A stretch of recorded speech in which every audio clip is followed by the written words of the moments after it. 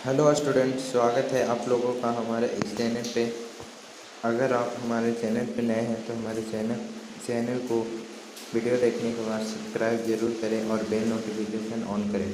अगर आप पार्ट 1 और पार्ट 2 का वीडियो नहीं देखे हैं तो उसका लिंक मैं डिस्क्रिप्शन में दे दूँगा, आप वहाँ से जाकर आसानी से देख सकते हैं।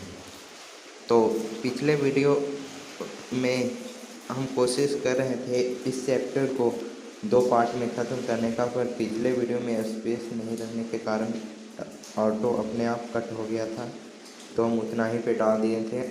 अब इस वीडियो में कोशिश करेंगे इस पूरे चैप्टर को ख़त्म करने का। हम किसी तरह से वीडियो बना पा रहे हैं, आजकल बहुत ही दिक्कत चल रहा है, फिर भी आप लोग कंटिन्यू रहें, निश्चित ही आप लोगों की तैयारी हमारे साथ हिंदी विषय की हो जाएगी। तो आइए शुरू करते हैं। पिछले वीडियो में हम लोग यहाँ तक बात किए थे, फॉर्मेलिटी वाली जो बात थी वहाँ तक। अब देखते हैं 4 से अधिक की बातचीत तो केवल राम रमेवल कहलाएगी। लेखक कहते हैं 4 से अधिक की बातचीत जो होगी वो केवल राम रमेवल ही कहलाएगी। उसे बातचीत नहीं कह सकते। संलाप का अर्थ भी बातचीत होता है, उसे संलाप नहीं कह सकते। इस बातचीत के अनेक भेद हैं। अब यहाँ पे लेखक बातचीत के अनेक भेदों पर प्रकाश डालते हैं, तो आइए देखते हैं। सबसे पहले 2 बुढ़ों की बातचीत प्राय जमाने की शिकायत पर हुआ करती है। वे बाबा आदम के समय की ऐसी दास्तान शुरू करते हैं जिसमें 4 सच तो 10 झूठ होते हैं। लेखक कहते हैं कि जब 2 बूढ़े लोग बातचीत करते हैं तो अपनी पुराने ज़माने की बात को याद करके वो अब के ज़माने के लोगों को शिकायत कहते हैं कि जैसे आप अक्सर अपने गांव में देखे होंगे कि पहले के लोग ऐसे अपने बूढ़े दादा या चाचा से सुनते होंगे कि पहले के लोग ऐसे नहीं किया करते थे, अब बहुत ही ऐसे खराब हो गए हैं लोग। ये शिकायत ही वो लोग करते थे। एक बार उनकी बातचीत का घोड़ा छूट जाना चाहिए, पहरों बीत जाने पर भी अंत न होगा। लेखक कहते हैं जब 2 बूढ़े लोग बातचीत करते हैं तो उनका बस शुरुआत हो जाना चाहिए। पहरों बीत जाता है लेकिन बातचीत का अंत नहीं होता। प्राय अंग्रेजी राज्य प्रदेश और पुराने समय की रीति नीति का अनुमोदन और इस समय सब भांति लायक नौजवानों की निंदा उनकी बातचीत का मुख्य प्रकरण होता है। यहाँ पे लेखक बता रहे हैं जो बूढ़े लोग बातचीत करते हैं उनका बातचीत का मुख्य टॉपिक, मुख्य प्रकरण क्या होता है। तो यहाँ अंग्रेजी राज, जो अंग्रेज़ों के राज में हम लोग कैसे रहते थे, ये वगैरह वगैरह बताते हैं कि हम लोगों पर बहुत अत्याचार उनके मन के अनुसार कहानी सुनाते हैं। अंग्रेज़ के समय के अपने प्रदेश, अपने पुराने रीति नीति जो रहते हैं और जो अब के नौजवानों की निंदा जिस बात से हो सके उन्हीं बातों को मुख्य प्रकरण में वो लोग शामिल करते हैं। पढ़े लिखे हुए के लिए शेक्सपियर, मिल्टन, मिल और स्पेंसर जीभ पर नाचा करेंगे। जब पढ़े लिखे बूढ़े लोग बातचीत करेंगे तो अक्सर वो कहेंगे कि वो शेक्सपियर जैसा था, वो मिल्टन, ये सब नामी विद्वान थे, उन्हीं का नाम अक्सर आएंगे। तो ये तो बात सही है, जब वो पढ़े लिखे हैं तो बातचीत भी पढ़े जैसा ही करेंगे, क्यों अज्ञानी जैसा करेंगे। अपनी लियाकत के नशे में चूर हम चुनी दिगरे नेस्त अकड़पन की चर्चा छेड़ेंगे। वो अपनी जो क्षमता होता है अपनी उन्हें लगता है कि हम में जो क्षमता है वो किसी और में नहीं है। हम चुनी दिगरे नेस्त का अर्थ है जो हम में है वो दूसरों में नहीं है। उसी पे अकड़पन, वो मने अड़े रहते हैं, उसी बात को लेकर अड़े रहते हैं और उसी बात पे चर्चा छेड़ते हैं। दो हम सहेलियों की बातचीत। अब यहाँ पे लेखक 2 सहेलियों की बातचीत का कुछ उदाहरण देकर समझाते हैं। तो देखिए, हम सहेलियों की बातचीत का कुछ जायका ही निराला है। रस के समुद्र में मानो चला आ रहा है, इसका पूरा स्वाद उन्हीं से पूछना चाहिए जिन्हें ऐसी रसों की बात सुनने के कभी भाग लड़ा है। लेखक कहते हैं, जब दो सहेलियां बात करती है तो मानो समुद्र में रस का समुद्र उमड़ा आ रहा है। इसका स्वाद उन लोगों से पूछना चाहिए जो जब दो सहेली बातचीत कर रहे हैं और उनके बीच वो खड़ा होकर आनंद ले रहा, उन्हीं से पूछना चाहिए जिन्हें वैसा बात सुनने का भाग्य मिला हो। दो बूढ़ियों की बातचीत का मुख्य प्रकरण बातचीत का मुख्य प्रकरण बहू बेटी वाली अपनी बहुओं और बेटों का गीला शिकवा होगा, या बिरादरी का कोई ऐसा रमसरा छोड़ बैठेगी कि बात करते करते अंत में खोड़े दांत। अब लेखक कहते हैं कि दो बुढ़ियां जब बातचीत करेगी तो उनका मुख्य प्रकरण बहू बेटी वाली होती है। अपनी बहुओं के बेटों का गिला शिकवा होगा, या बिरादने का कोई ऐसा रमसरा छोड़ बैठेगी कि बात करते करते अंत थोड़े दांत निकल लड़ने लगेगी।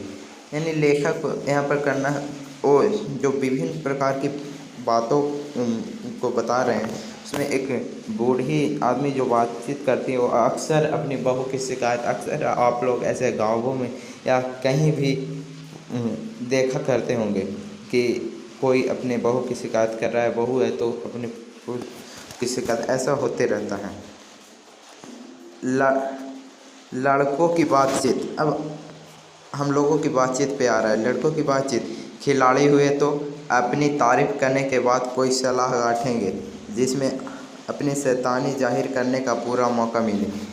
लेखक कह रहे हैं, जब दो लड़के बातचीत करते हैं तो अगर वो लड़के संयोग से खिलाड़ी हुए तो पहले अपना आप तारीफ करेंगे कि हम जैसा कोई खेलता नहीं है, हम जैसा कोई नहीं है, और उसके बाद जो उसके साथ है उसको सलाह दे बैठेंगे कि आप तुम भी ऐसे खेलो, ऐसे करो।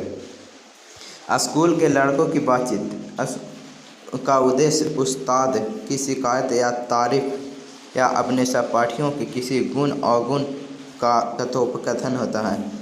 स्कूल के लड़कों की जो बातचीत होती है अक्सर उनके गुणों पर ही आधारित होता है कि वो ऐसा है, वो ऐसा है, और वो किसी की शिकायत करता है, ऐसा ही होता है। पढ़ने में कोई लड़का तेज हुआ तो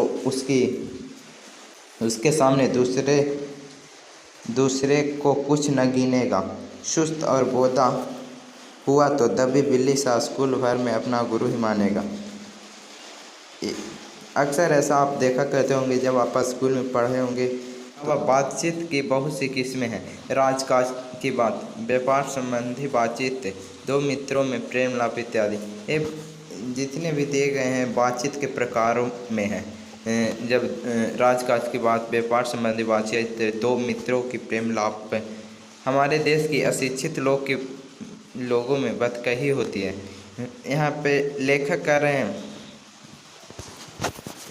कि हमारे देश में जो अशिक्षित लोग हैं वो बातचीत करते हैं उसे बदकही, या इधर मगही भाषा में इसे बदतरस कहते हैं।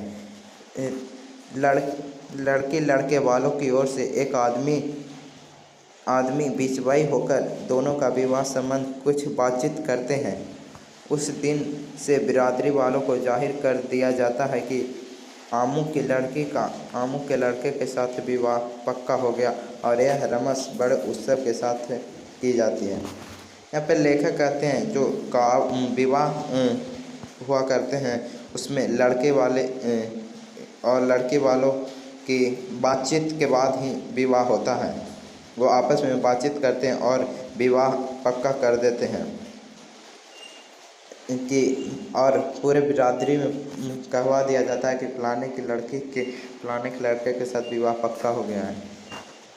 और यह उत्सव बहुत धूमधाम से मनाया जाता है। चंडू खाने की बातचीत भी निराली है। ये बातचीत के प्रकारों में एक चंडू खाने की बातचीत आई। चंडू खाने की बातचीत का अर्थ है जिस प्रकार बुचड़ खाना का आप नाम सुना होगा, जो शराब पीने का जो एक साला या रूम बना होता है जहाँ पे लोग बैठकर शराब पीते हैं, उसी प्रकार अफीम एक नशीला पदार्थ है, उसी को खाने का एक जो स्थान होता है बैठकर, उसे ही चंडू खाना कहते हैं। तो चंडू खाने की बातचीत भी निराली होती है। निदान बात करने के अनेक प्रकार के ढंग हैं। अब लेखक कहते हैं कि यूरोप के लोगों में बात करने का हुनर है, आर्ट ऑफ कन्वर्सेशन यहाँ तक बढ़ा है कि स्पीच और लेख इसे नहीं पाते हैं। यानी लेखक का कहना है कि जो यूरोप के लोगों में बातचीत करने की कला, आर्ट ऑफ कन्वर्सेशन है, यहाँ तक बढ़ गया है कि लेख और स्पीच के द्वारा इसे पूरा नहीं किया जा सकता। इसकी पूर्ण शोभा काव्य कला के प्रवीण विद्वान मंडली में है।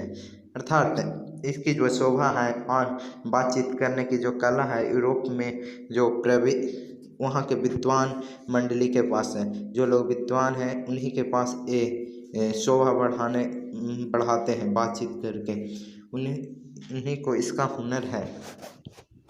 ऐसी चतुराई के प्रसंग के छेड़े जाते हैं जिन्हें सुन कान का अत्यंत सुख मिलता है। सुहृद गोष्ठी इसी का नाम है।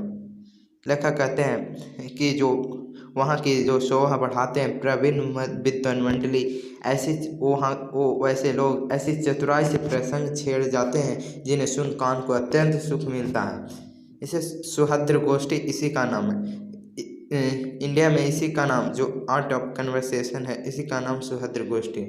सुहृद गोष्ठी की बातचीत यह तारीफ की बात है करने वालों की लियाकत अथवा पंडिताई का अभिमान या कपट कहीं एक बात में भी प्रकट न हो, वरन क्रम में रसाभास पैदा करने वाले बातों को रखते हुए चतुर सयाने अपनी बातचीत को सरस रखते हैं। लेखक कहते हैं कि जो सुहृद गोष्ठी में बातचीत करने की तारीफ यह है कि बात करने वालों की योग्यता और पंडिताई, कि वो कितना विद्वान है बातचीत करने में, उनके अभिमान या कपट कहीं एक बात में भी प्रकट नहीं होता। जो विद्वान लोग होते हैं उनको में न अभिमान होता और न कपट, वरन क्रम में रसाभास पैदा करने वाले शब्दों को रखते हुए चतुर और सियाने अपनी बातचीत को सरस रखते हैं। मतलब लेखक कहते हैं कि जो विद्वान लोग होते हैं, जो योग्य लोग होते हैं, वो अपनी बातों को क्रम से रसाभास, जो वैसा बात जिसको सुनकर रस का आनंद हो, वैसा बात पैदा करते हैं और अपने बातों को बहुत ही सियाने तरीके से सरस माने आसानी से बोल जाते हैं। वह रस हमारे आधुनिक शुष्क पंडित की बातचीत में, जिसे शास्त्रार्थ कहते हैं, कहीं कभी आवेगा ही नहीं। लेखक कहते हैं कि जो यूरोप के लोगों में वहाँ के जो विद्वान लोग हैं, उन लोगों की जो बात करने की जो कला है, वो कला हमारे आधुनिक शुष्क पंडित की बात में, जिसे हमारी भाषा यानी इंडिया में उसे शास्त्रार्थ कहते हैं, वो कभी आवेगा ही नहीं। उस तरह की भाषा इंडिया में कहाँ से मिल सकता है। मुर्ग और बटेर की लड़ाइयाँ की झपटा झपटी के समान उनकी निरस काव काव व सरस संलाप की चर्चा चलाना ही व्यर्थ है, परंतु कपट और एक दूसरे को अपने पांडित्य के प्रकाश के बाद परास्त करने का संघर्ष रसाभास की सामग्री को बहुतायत के साथ आपको मिलेगा। लेखक यहाँ पे कहते हैं कि जिस प्रकार मुर्ग बटेर जब लड़ाइयाँ करते हैं तो काफ़ी शोरगुल होता है, झपटा झपटी होता है, उसी प्रकार वहाँ के जो काव्य हैं, नीरस काव्य है, जो काव काव की तरह सरस संलाप की चर्चा ही चलाना व्यर्थ है। वहाँ जो बातचीत होता है उसमें काव काव की तरह हल्ला शोरगुल होता है, तो फिर संलाप, उसमें आसानी से जो संलाप करने की जो कला है उसका चर्चा ही चलाना व्यर्थ है, वरन कपट और एक दूसरे को अपने पांडित्य के प्रकाश को परास्त करने का संघर्ष आदि रसाभास की सामग्री वहाँ बहुतायत के साथ आपको मिलेगी। घंटे भर तक काव काव करते रहेंगे तो कुछ न होगा। यानी लेखक कहते हैं कि ऐसा बातचीत होता है जिसमें लोग घंटों तक लगातार काव काव कौए की तरह अपना बात बोलते जाते हैं, तो उसमें कुछ नहीं मिलेगा। बड़ी बड़ी बड़ी बड़ी कंपनी कारखाने आदि बड़े बड़े काम इसी तरह पहले 2-4 दिल्ली दोस्तों के बातचीत शुरू किए गए और उपरांत में बढ़ते यहाँ तक बढ़ा कि हजारों मनुष्यों की उनसे जीविका चलन और साल में लाखों की आमदनी होने लगी। यानी लेखक कहते हैं कि जो शुरुआत में बड़ी बड़ी कंपनियां लगे थे तो वहाँ काम करने के लिए लोग नहीं होते थे, तो 4 दोस्त शुरुआत में गए होंगे और फिर वो आकर अपने बातचीत के माध्यम से अपने गाँवों में बताए होंगे। उसके उपरांत यह बढ़ते चला गया और हजारों मनुष्य को जीविका का पालन हो गया। यह बातचीत के बदौलत ही हो पाया। साल में लाखों की आमदनी हो जाती है। 25 वर्ष के ऊपर वालों की बातचीत। अब बातचीत 25 वर्ष के से ऊपर वालों के लोगों पर आ गई, तो ये भी एक बातचीत का प्रकार है। तो देखते हैं इसमें क्या होता है। 25 अवश्य ही कुछ न कुछ सरगर्भित होती होगी और अनुभव और दूरअंदेशी खाली न होगी। और 25 से नीचे की बातचीत में यद्यपि अनुभव और दूरदर्शिता गौरव नहीं पाया जाता है, पर इसके प्रकार का ऐसा दिल बहलाव और ताजगी रहती है जिसकी मिठास उसकी 10 गुनी चढ़ी बढ़ी रहती है। लेखक यहाँ पे कहते हैं कि जो 25 वर्ष से ऊपर वालों की बातचीत होती है वो सरगर्भित होती है, वो उसका कुछ उद्देश्य होता है, उस बातचीत का कुछ उद्देश्य होता है। लेकिन जो और वो अनुभव और दूरअंदेशी जो आने वाले दिन है उसका अंदेशा लगाकर बातचीत करते हैं कि ऐसे हो सकता है। लेकिन जो 25 वर्ष से नीचे की बातचीत है यद्यपि उसमें अनुभव की कमी, दूरदर्शिता और गौरव नहीं पाया जाता है। इस प्रकार ऐसा दिल बहलाव, ताजगी जिसकी मिठास उससे 10 गुनी बढ़ी चढ़ी रहती है। यानी लेखक कहते हैं जो 25 से कम उम्र वालों की जो बातचीत होती है वो 25 से ज़्यादा वालों की बातचीत से लगभग 10 गुनी चढ़ी बढ़ी और मिठास से भरी होती है। यहाँ तक हमने बाहरी बातचीत का हाल लिखा है जिसमें दूर फरीक के होने की बहुत आवश्यकता है, बिना किसी दूसरे के मनुष्य के हुए किसी तरह संभव नहीं, और जो दो ही तरह पर आवश्यकता है, बिना किसी दूसरे मनुष्य के हुए जो किसी तरह संभव नहीं, और जो यहाँ तक हमने बाहरी बातचीत का हाल लिखा जिसमें दूसरे को फरीक होने की बहुत आवश्यकता है। लेखक कहते हैं कि जो अभी हम जितने भी ऊपर एग्जाम्पल बताएं वो बाहरी बातचीत था, बाहर से लोगों की बातचीत। इसमें प्रतिद्वंदी का होना बहुत ही आवश्यक, फरीक का अर्थ है प्रतिद्वंदी, इसमें प्रतिद्वंदी का होना बहुत ही आवश्यक है। लेकिन अब जो हम आगे बातचीत बताएंगे वो अपने आप से बातचीत करने का होगा। तो आगे देखिए क्या बताते हैं। बहुत ही आवश्यकता है, बिना किसी दूसरे के मनुष्य के हुए किसी तरह से संभव नहीं। अभी आपने ऊपर जितने भी बातचीत के प्रकारों को देखा उसमें केवल एक व्यक्ति अपने आप से बातचीत नहीं कर सकता, उसमें दूसरा कोई प्रतिद्वंदी बातचीत करने वाला या साथी होना चाहिए। या तो कोई हमारे साथ यहाँ कृपा करे या हम ही जाकर दूसरों को कृतार्थ करें, या हमें कोई बातचीत करने को कहे या तो हम दूसरों को कहें।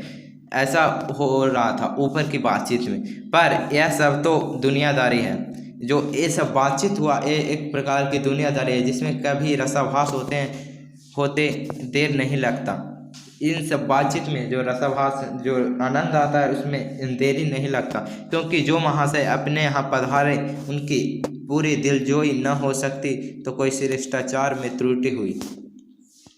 यानी लेखक कहते हैं कि कोई भी महाशय जिनको बातचीत करने के लिए या किसी अन्य प्रकार काम के लिए आमंत्रित किया है तो उनकी अगर दिल खुश नहीं हुआ तो शिष्टाचार में कोई त्रुटि हुई होगी। अगर हम ही उनके यहाँ गए तो पहले बिना बुलाए जाना अनादर का मूल है, और जाने पर अपना माफिक बर्ताव न किया, अपने मन माफिक बर्ताव न किया तो मानो दूसरे प्रकार का नया घाव हुआ। यानी लेखक कहते हैं कि जो जब कोई के बुलाते हैं तो उसकी शिष्टाचार में कोई कमी रह जाती है। अगर उनका दिल खुश नहीं होता है तो मानो उनके शिष्टाचार में कुछ कमी हो गई है। मगर हम किसी के यहाँ गए तो पहले तो आप अनादर का मूल अनादर हो सकता है कि बिना बुलाए गए, और अपने मन के मुताबिक बर्ताव नहीं हुआ। जैसे लोग सोचते हैं किसी के यहाँ जाते हैं तो ये बनेगा, वो ऐसा जाकर हम वहाँ वो करेंगे, लेकिन उस तरह से नहीं होता है। तो वो वहाँ से मतलब दुखी होकर लौटते हैं। इसीलिए सबसे उत्तम प्रकार बातचीत करने का यही समझते हैं कि हम वह बातचीत करने की सबसे उत्तम प्रकार यह है कि हम वह शक्ति पैदा करें कि अपने में पैदा कर सके कि अपने आप से बात कर लिया करें।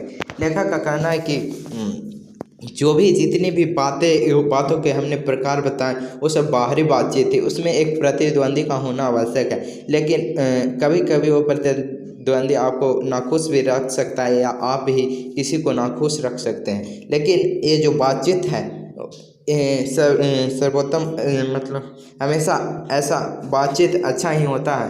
वो सबसे अच्छी बातचीत है अपने आप से बातचीत करना। वह शक्ति अपने में पैदा कर सके कि अपने आप से बात कर लिया करें।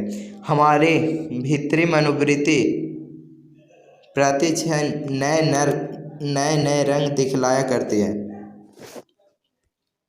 लेखक कहते हैं जो हमारे भीतर की मनोवृत्ति है प्रतिक्षण नए नए रंग दिखाया करती है। वह पंचात्मक संसार का एक बड़ा भारी इस मायावी संसार का जो हमारा मन है, उस मायावी संसार का एक बड़ा भारी आईना है, जिसमें जैसे चाहो वैसे सूरत देख लेना कुछ दुर्घट बात नहीं है।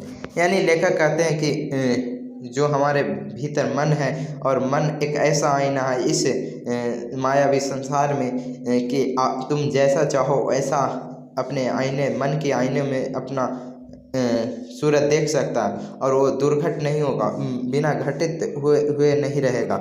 ये निश्चित ही है कि जैसा आदमी सोचता है, जैसा अपना सोचता है वैसा ही होता है। जो एक ऐसा चमनिस्तान है जिसमें हर किस्म के बेल भुट्टे खिले हुए हैं। एक ऐसा बाग है हम लोगों का मन एक ऐसा बाग है जिसमें हर किस्म के पेड़ पौधे खिले हुए हैं। ऐसा बाग की सैर, चमनिस्तान का अर्थ है हरियाली से भरा बाग।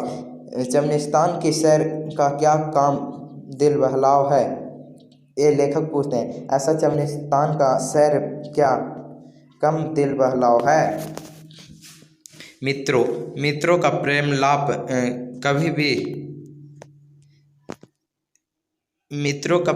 कभी भी इसकी स्वाभाविक कला तक पहुंच नहीं सका। इसी सैर का नाम ध्यान या मनोयोग, चित्त और एकाग्र करना है, जिसका साधन 1-2 दिन का काम नहीं है। वर्षों के अभ्यास के उपरांत यदि हम थोड़ी सी अपनी मनोवृत्ति स्थिर कर अवाक हो अपने मन से बातचीत कर सकें तो यह मनो अहोभाग्य है। यानी लेखक कहते हैं कि जो हमारा मन है इतनी सुंदर मन है, इसी का सैर के लिए ध्यान या मनोयोग, चित्त को एकाग्र करना पड़ता है, जिसका साधन 1-2 दिन का काम नहीं है। इस पे साधना, इसको अपने आप में साधना 1-2 दिन का काम नहीं है। वर्षों के अभ्यास के उपरांत यदि हम थोड़ी सी भी मनोवृत्ति को स्थिर कर अवाक रह बिना बोले अपने मन से बातचीत कर सकें तो मानो अहोभाग्य है। एक वाक शक्ति मात्र के दमन से न जाने कितने प्रकार का दमन हो गया। जब हम वाक शक्ति को रोक देंगे तो न जाने कितने प्रकार के दमन हो गया। हमारी जिह्वा कतरनी के समान सदा स्वच्छंद चला करती है। उसे यदि हमने काबू कर लिया तो क्रोधाधिक बड़े बड़े अजय शत्रुओं को बिना प्रयास जीत में अपने बस में कर डाला। यानी लेखक कहते हैं कि हमारी वाक शक्ति अगर बंद रही, हमारी जिह्वा बंद रही तो बड़े बड़े शत्रुओं को बिना जीत के प्रयास किए अपने बस में कर ले सकते हैं।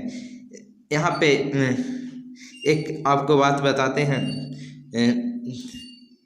ये 3 बात हमेशा याद रखिएगा तो आप सदा सुखी रहिएगा। गलती के समय थोड़ा झुक जाइए, क्रोध के समय थोड़ा रुक जाइए, और बोलने से पहले थोड़ा सोच लीजिए। ये 3 बात अगर आपने फॉलो किया तो कभी भी आपको दिक्कत नहीं होगा। इसको हम स्वयं पे अपनाए हैं। बहुत ही अच्छे अच्छे लोगों से बातचीत के माध्यम से हमने उन लोगों को अपने साथ मिलाया है। इसीलिए अवाक रह अपने बातचीत करने का यह साधन यावत साधनों का मूल है। शक्ति परम पूज्य मंदिर है, परमात्मा का एकमात्र सोपान है। यानी लेखक कहते हैं कि इसलिए अवाक रहकर अपने आप से बातचीत करने का यह जो साधन है सभी साधनों में मूल है, यह परम पूज्य है, यह परमार्थ को प्राप्त करने का एकमात्र सोपान है। तो इस प्रकार आपका चैप्टर खत्म हो गया है और इसका ऑब्जेक्टिव और सब्जेक्टिव क्वेश्चन नेक्स्ट पार्ट में आएगा। तो आप लोग हमारे चैनल पर नए हैं तो चैनल को सब्सक्राइब करें एवं आप लोगों से एक गुजारिश है कि इसके बारे में आप अपने दोस्तों को बताएं कि हमारे चैनल पे हिंदी विषय की पढ़ाई अभी से आपके एग्ज़ाम तक संपूर्ण कोर्स फ्री में होगा।